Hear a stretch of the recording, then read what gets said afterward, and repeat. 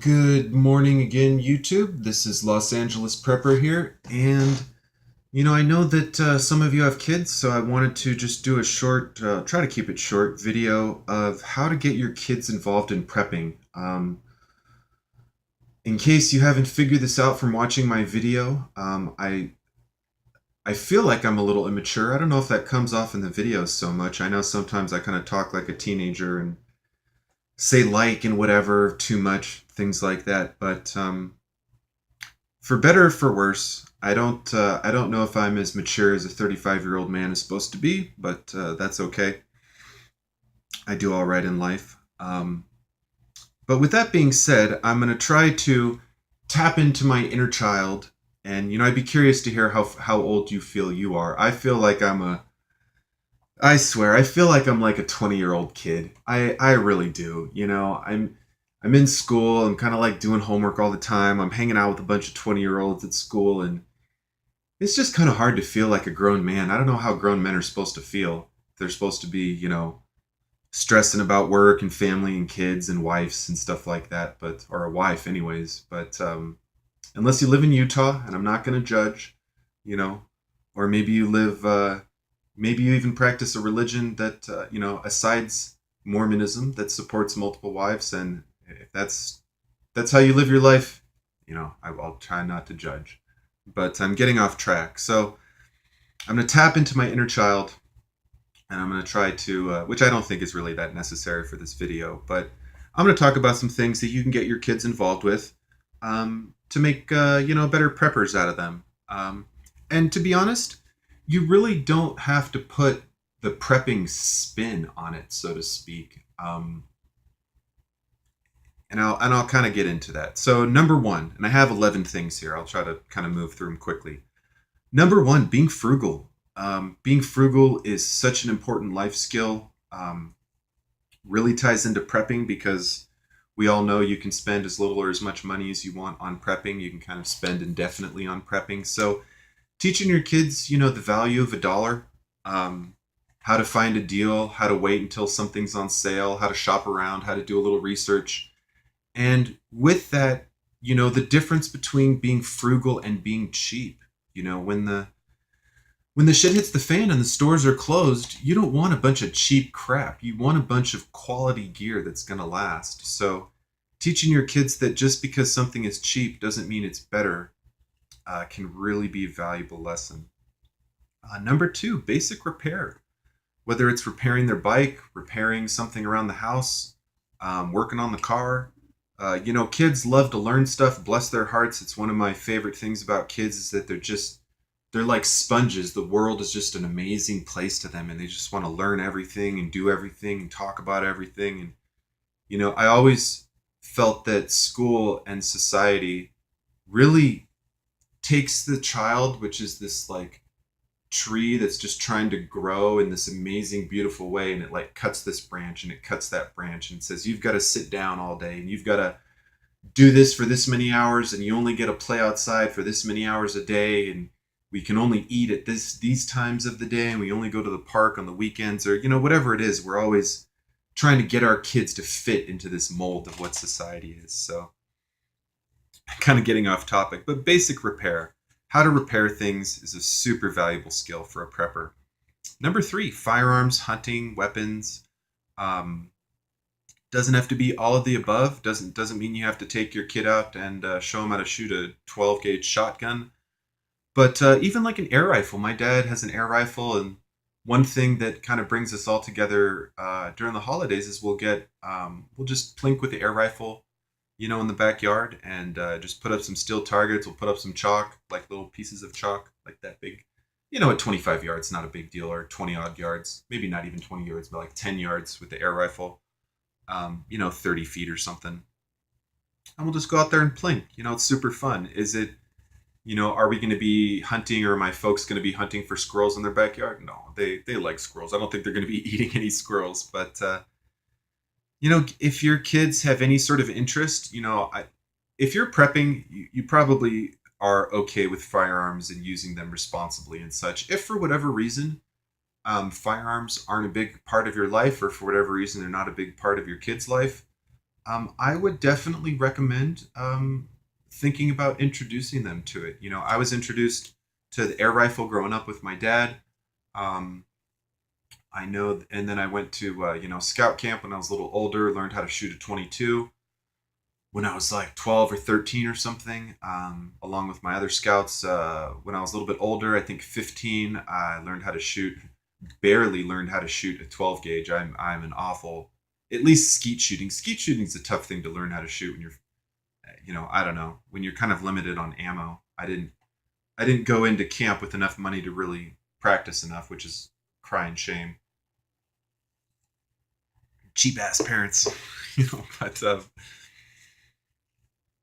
if you want your kids to be safe around firearms, give them some exposure to firearms. Teach them that they're not a toy; they're a tool. They can be a hobby as well. But my opinion is that if you want to increase the safety of your children when they're on their own, especially, it's one thing to keep your kids safe when they're with you.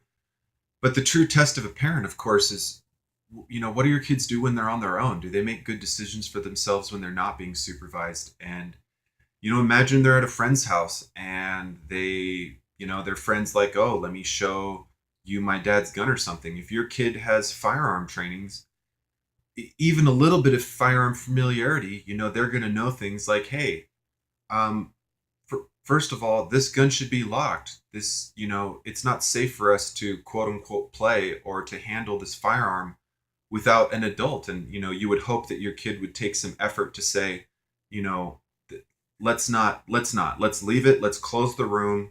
And when your parents or whatever get back, or we talk to them, or who knows what, I'm going to tell them, hey, I don't think you know, it's not really good. Whether or not your kid talks with their parent or your kid hopefully tells you, like, oh, I was over at Billy's house and, there was a firearm that wasn't locked up.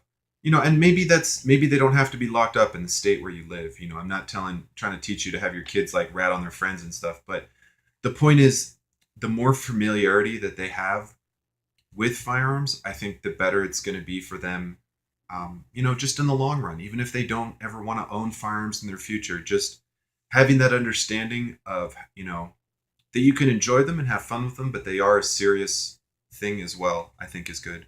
Camping. Camping's great. Even if you're bugging in, camping is a great way to, excuse me, um, get out of your comfort zone.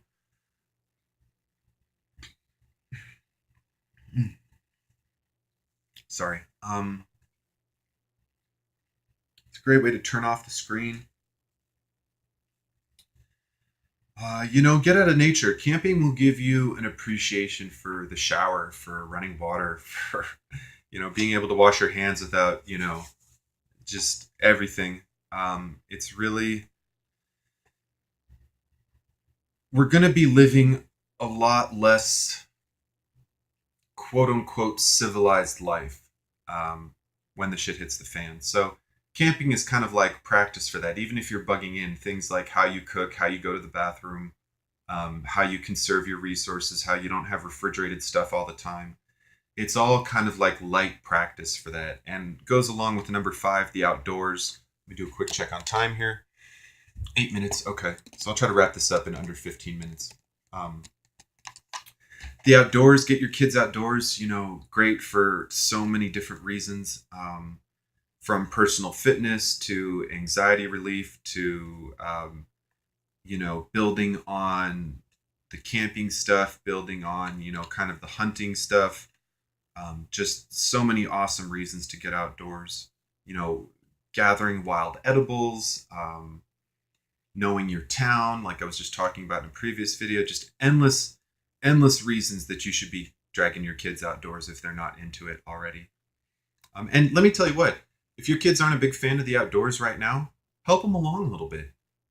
Maybe get them a new helmet for their mountain bike, or get them a new mountain bike, or a bow and arrow, or a cool new multi-tool, or make them a little outdoor fire starting kit and take them to the beach and have them learn how to make some fires or something. You can kind of help your kids along. You don't just have to take them for a hike and say, we're going to go outdoors, because sometimes, to be honest, parents kind of force their kids to do stuff, and it's not always the most fun for the kids. So, if you want your kid to do some outdoor stuff, rather than say, we're going to do this on Saturday, talk to your kid on Thursday or Friday and say, hey, maybe this weekend we can go play outside a little bit. I was thinking about A, B, C, and D. Like, I was thinking about a bike ride here. I was thinking about a hike here. I was thinking about a trip to the beach or a trip to the lake, maybe some fishing. Or I was thinking about, option number 4. What do you think?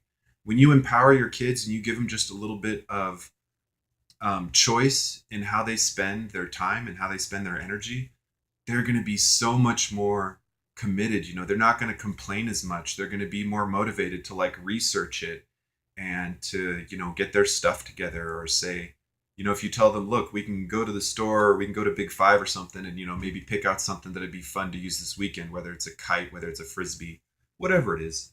um, Throwing a frisbee around may not seem as like a prepper related activity, but getting outside, getting some exercise, keeping yourself in a positive frame of mind, it all ties together to living a balanced life.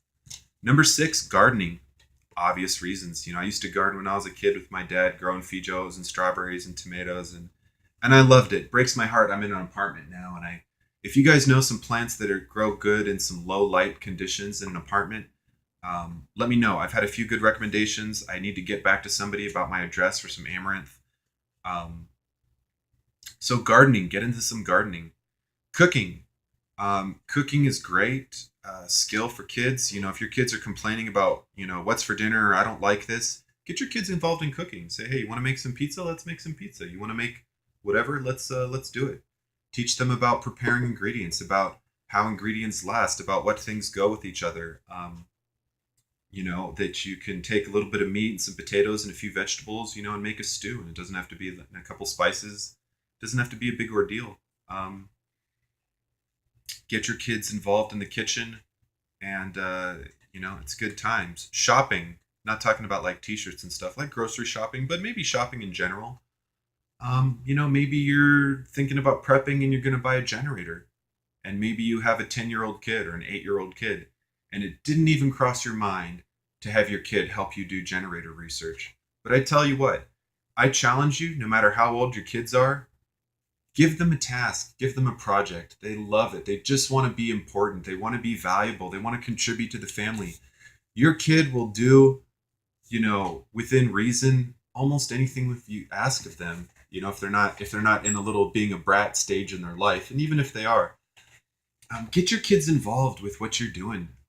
Even if it's just buying a new shelf or buying a new lawnmower or buying a new blender for the kitchen, whatever it is, talk to your kid and say, hey, all right, daddy, mommy wants to buy a generator, and this is what we want. We want it to produce this many watts. We want it to run on this type of fuel. We want it to produce this voltage. Maybe it's 120 or 240. Maybe we want it to be quiet. We don't want it to be super heavy. You're going to help mommy or daddy do some research on this. Your kids probably already know how to use the internet. They can probably do stuff like open a document or open a spreadsheet. And if they don't, if your kids never open an Excel spreadsheet, I don't care if they're 5 years old.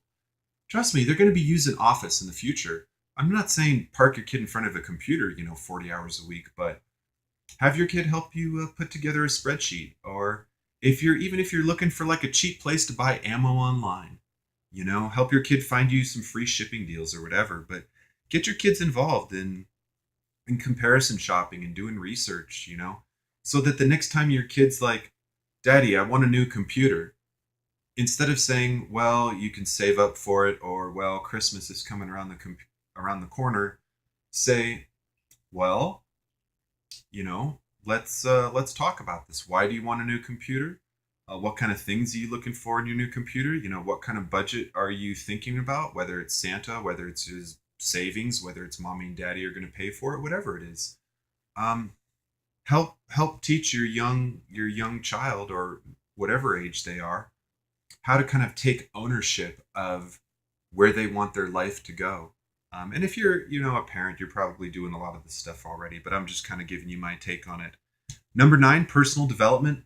Um, you know, it's kind of easy to get focused on like school and grades and soccer and friends, and what my kid is wearing and what did they say and what are they fighting with their sister, and kind of sometimes get easy to bog down in like the day-to-day chaos of having kids. But I look at prepping as a way to grow as a person. So if you want to kind of help your kid get into prepping, help get them thinking about um, doing things for their own benefit.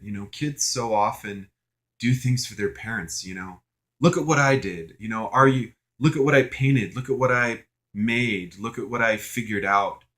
And it's so easy and tempting for the parent to give praise and say, oh, that's really good and that's a good job. But I think the real key in taking a child and molding them into an adult is teaching them that inner motivation to, the difference between look what I can do to, I feel good about this because this was something I worked hard for and this was something that meant a lot to me. um, so trying to instill upon your child whatever they're doing, whether it's working on school stuff or doing soccer stuff or they have a project that they're working on, um, as much as you want to give them praise, and there's nothing wrong with praise and positive re-encouragement, next time I would challenge you, if you don't do this frequently, next time your kid brings something to you and they're trying to impress you with it, turn it back around and say, and you can let them know, like, okay, that I think you did do a good job on this, but now that I've told you how I feel about it, how do you feel about the energy you put onto this? Do you think you put hard work into this? How do you feel about the results? Did you learn anything in the process? Can you compare the effort you put onto this into the effort you put in another project? How does this project make you feel about other projects that you're working on? And that might seem like a little bit intense to like get into it in the moment with your kid, but you might be surprised at their response. So I challenge you and I encourage you to, push your kids to really, um, look inward, challenge them to look inward and to try to discover their own motivation for what they want in life. Because if you can help them kind of tap into that, whatever age it is, um, that inner motivation will take them so much further than any amount of praise you could ever give them. Number 10, state of the world. This is kind of heavy. I'm not sure you need to talk to your 6-year-old about the economy collapsing, but spend within reason. Talk to your kids about what's going on in other parts of the world. Task them with looking stuff up. If you have a teenager and next time that your teenager gets grumpy about not wanting to eat what's for dinner, spend a half an hour with them and have them look into what's going on in Venezuela. People starving and being very, very hungry. Um, Now that's kind of like a morbid, kind of a serious example. Maybe that's like the extreme. But the point is, if your kid asks you about, I don't know, about war, about people fighting or something, you don't just have to talk about World War II or the Korean War or something. I mean, you can talk about what's going on in Syria. Now, talking with your children about war or about economic collapse or about, electromagnetic pulses or about nuclear weapons, it's kind of serious stuff, and it's going to be up to each family as far as how much you want to talk to your kids about more serious things that are going on in the world. And, to a certain extent, kids, I think, should absolutely be able to keep some of the innocence that they have, the innocence of youth, of not having to worry about big, serious stuff like that. But, as an example, I was at a wedding a few years ago. One of my little nieces, she's so much more grown up than she was. That wedding was a few more years ago than I realized, but she was like 8 or 9 years old. And she was asking me about taxes for some reason, like, oh, taxes, Uncle Paul, taxes and all this stuff. And I was like, why are you talking to me about taxes? You're just a kid. What are you worried about? And I started talking with her about it, about how it's kind of like a portion of your income that the government takes and does stuff with. And one of the guys at the wedding was like, "What are you doing talking about taxes? She's just a kid." And I was like, "Look, she asked me about it. I wasn't. It was on her mind." So, in his mind, he was thinking, that's an adult thing. It's not meant for a child's world. What's wrong with you? And my thinking was, look, it's not the biggest deal in the world. I'm not trying to tell her that, the government is bad and taxation is theft. And I'm not trying to get her all on my soapbox or whatever. But she asked about it. And no matter how old she was, I wasn't afraid to have an honest conversation with her. Now, we were just playing in the front yard and she was kind of joking and stuff. But you really, I would give your kids, to a certain extent, depending on their age, the benefit of the doubt. And maybe, once or twice a week, give your kids a little homework assignment and say, find an example of, people helping other people somewhere in the world. Find an example of, I don't know, just kind of think about, because life is so much more about than just what's happening in your neighborhood or what's happening in your country. We do live in a global society. And even though what's happening in Spain and Catalonia might not directly affect me today or tomorrow, it has an impact on the world. It has an impact on, everything ultimately. So that's number 10. Number 11 is community. Get your kids thinking about how they fit into the community. I don't know if you've ever volunteered with your kids. Even stuff like walking around the neighborhood and picking up trash or something like that. But, do stuff, talk to your kids about, I think volunteering, with your kids is probably the best way to kind of get them thinking about that.